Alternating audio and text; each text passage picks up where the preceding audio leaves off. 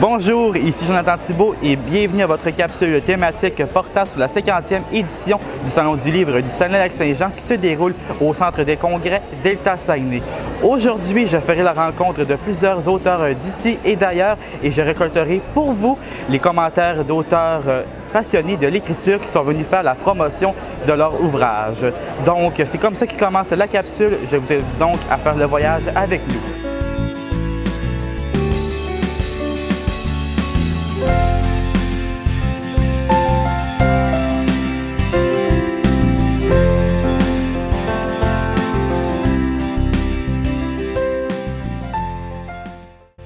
Investir dans un livre, c'est aussi s'offrir un luxe.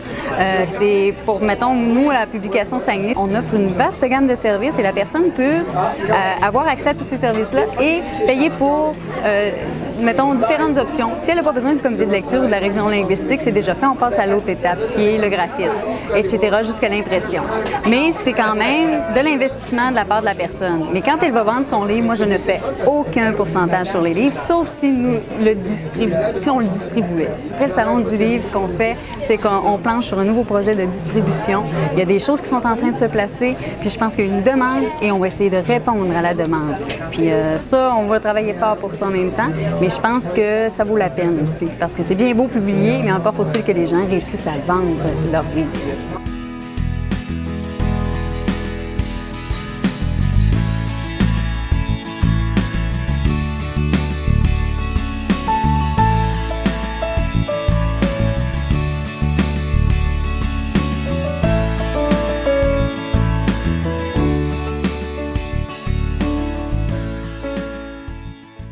Parce que mon éditeur me l'a demandé d'abord, ça c'est une première chose, mais aussi parce que mon éditeur est Saguenay, moi je suis native du coin, je suis native d'Arvida en fait, donc je suis vraiment dans mon coin.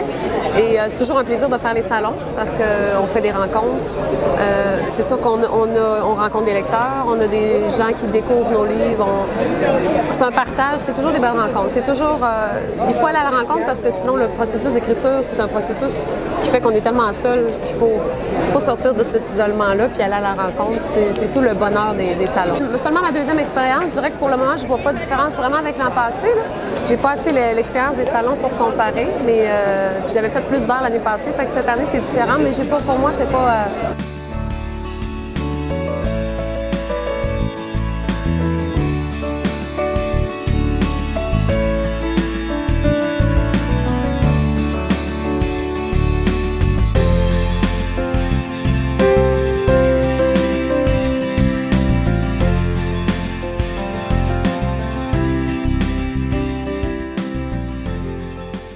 C'est important d'agir, mais c'est aussi important de réfléchir. C'est important de se mobiliser, mais pour bien se mobiliser, je pense qu'il faut réfléchir à pourquoi on le fait, faire des bilans aussi. Donc, c'est sûr que le premier livre, Tenir tête, que j'ai publié l'an dernier, avait comme objectif de faire le bilan un peu de la mobilisation, de voir quels ont été les bons points, mais aussi de relever les faiblesses. Alors, je me suis dit pourquoi pas écrire un livre pour donc poursuivre la réflexion.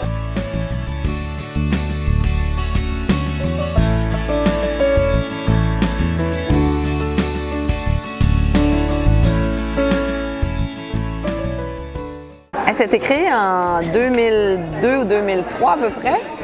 Puis c'est vraiment arrivé, je faisais ça un peu pour le fun. Moi, je travaillais en publicité.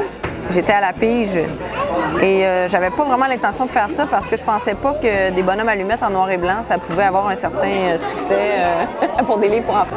Ça s'est développé, puis là, il y a eu un bon succès autour de ça. Donc moi, j'adore ça, alors je suis très contente finalement. C'est bon de voir notre public, de les rencontrer, de leur demander qu'est-ce qu'ils en pensent. C'est vraiment, le contact est super important, en tout cas pour moi. Alors c'est ça, les salons, c'est l'occasion idéale pour rencontrer nos lecteurs.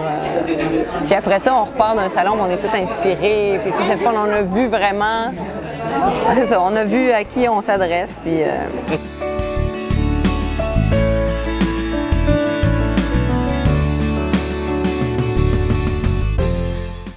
En fait, c'est des chroniques sur des expériences engagées.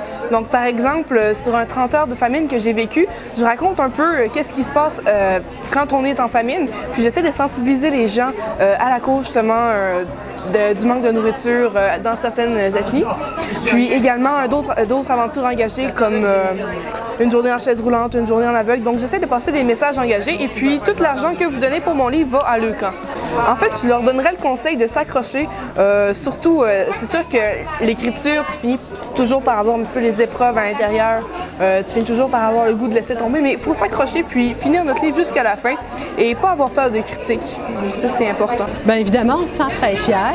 Et je peux parler aussi en tant qu'éditrice parce que comme c'est un livre qui est édité à compte d'auteur, il faut qu'il y ait quelqu'un qui s'occupe de la qualité de ce qui peut être produit dans le livre. Donc c'était mon rôle. C'est pour ça que dans l'avant-propos, je signe Maman très fière.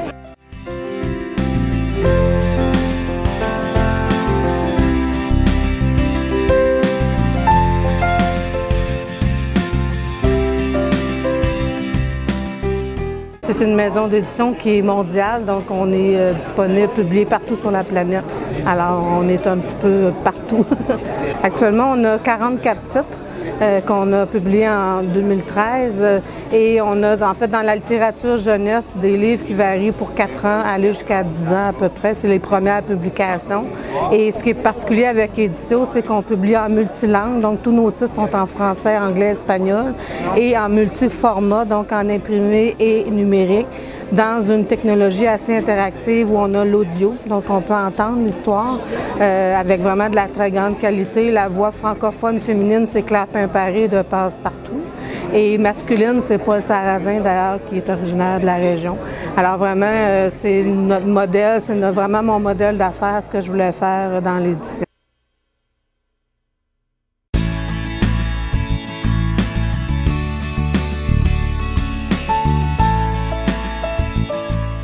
Je suis content de voir qu'il y a beaucoup de familles, beaucoup de jeunes enfants. Donc on peut croire que la lecture là, fait partie d'une activité importante pour les familles. On le voit aussi avec les bibliothèques à Saguenay. Il y a beaucoup de participation. Moi, je viens avec ma famille, mes enfants, puis c'est un rendez-vous annuel. À chaque année, on a un budget qu'on prépare pour s'acheter des livres qu'on va lire là, tout au long de l'année. C'est ce qui conclut notre capsule. Je souhaite remercier tout spécialement les auteurs présents d'avoir répondu à nos questions, autant ceux de la région que de l'extérieur. Également à vous, cher public, d'avoir resté à notre capsule spéciale sur le Salon du Livre, la 50e édition qui se déroulait du 25 au 28 septembre 2014. Au revoir.